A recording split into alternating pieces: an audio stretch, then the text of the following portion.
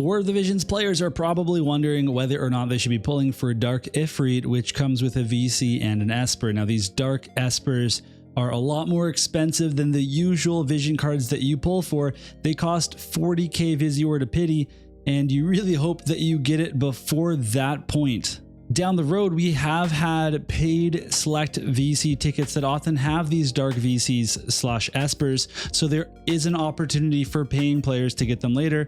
I personally have never pulled on a Dark Esper VC. I have, however, off-bannered the Dark Odin and I was able to get the Vision card to max, but that was purely luck. There's plenty of other Vision cards that I have never pulled.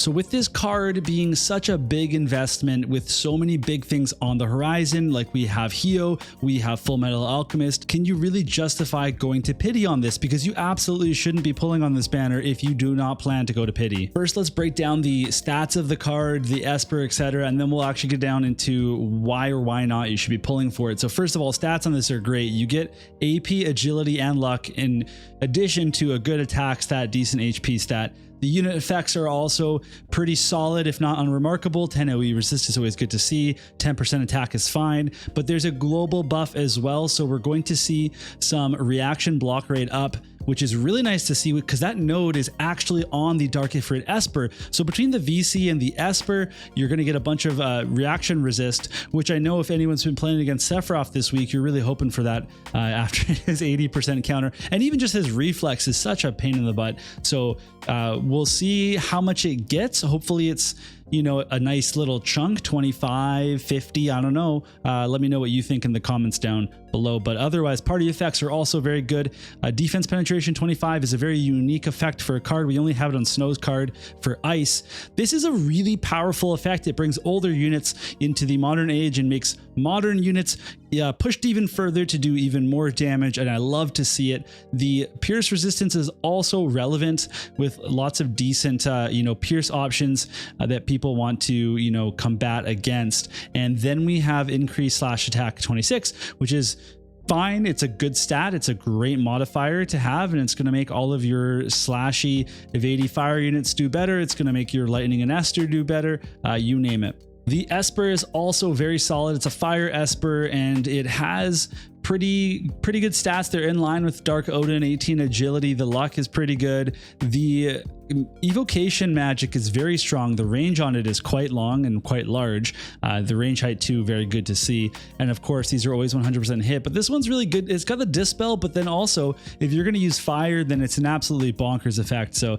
I know one of my guild mates was talking about using an evocation build to try to fire this off. I think that's actually really cool, and I hope someone's able to do that. This skill tree is also very powerful. So like I said, there's some reaction block rate on here. So there's actually 35% reaction block rate. There's 22% evasion, 25% slash resist, and then 25% ice killer. We've got slash attack, water resistance, fire attack. There's a lot of good nodes on here. This is a very powerful Esper in my eyes. So at this point, where does it leave us with Dark Ifrit? Because obviously it's a very good card. It's a very good Esper. Doesn't that mean that you have to pull for it? Well, not necessarily. It's not going to be a deal breaker if you don't have this. And again, I haven't pulled for any of the Dark Esper cards and I've been just fine. However, they are very powerful cards that will push certain compositions and really activate, you know, specific units.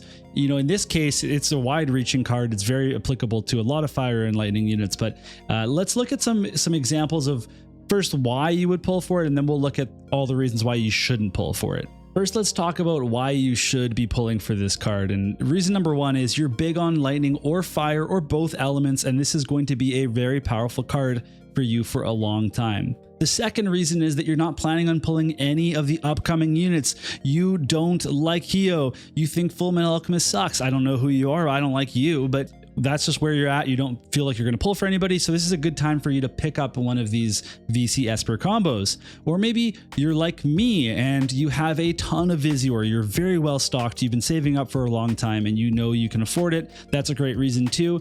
But the best reason to pull for it is that Vision cards and Espers last longer than units. You'll be using this card in comps longer than any of the units that you first put this card into a comp with, right? So if I'm using this card with Yuffie, I'll still be using this card even when Yuffie's, you know, been power crept and I'm using other fire units. It's just how it is. Okay, but hang on. I said there were some reasons not to pull as well, and there certainly are. So reason number one, you're low on FFVIIR and you want an upcoming unit. So those are two different reasons where whatever it is, you basically need to save FFVIIR, and that's totally fine. That's a good reason not to pull for this. Maybe you're willing to spend for some paid FFVIIR and you can just get this later with a select ticket if they offer one. That's okay. You could totally do that too. Or maybe you're okay waiting to try your luck at off-bannering it. Like I said, I off-bannered Dark Odin and I used, you know, all of our medals, etc., to be able to raise it to max level. I slope built it. There's, you know, other vision cards though that I've never pulled. So I mean, it kind of goes both ways. And you might also think that your teams are going to be just fine without it. You know that you've got competitive fire and lightning teams. Maybe you're not planning on mixing those two specific elements anyway. So what you're looking at is, okay, can I field a good guild battle team with these elements and the vision cards that I have? And guess what? You probably can. So you don't need to pull for this. At the end of the day, you have to be comfortable with your decision. And just to help you think about that, let's look at what's coming next. So we're probably going to get Resoul the week after this one, followed by a VC week, and then probably Hio in the 3rd week of April. And then it's straight into the Full Metal Alchemist collaboration. There's a lot of weeks of banners. We don't know how they're going to combine this in global, but then we get Reagan, another 100 cost. We get Vega, another 100 cost.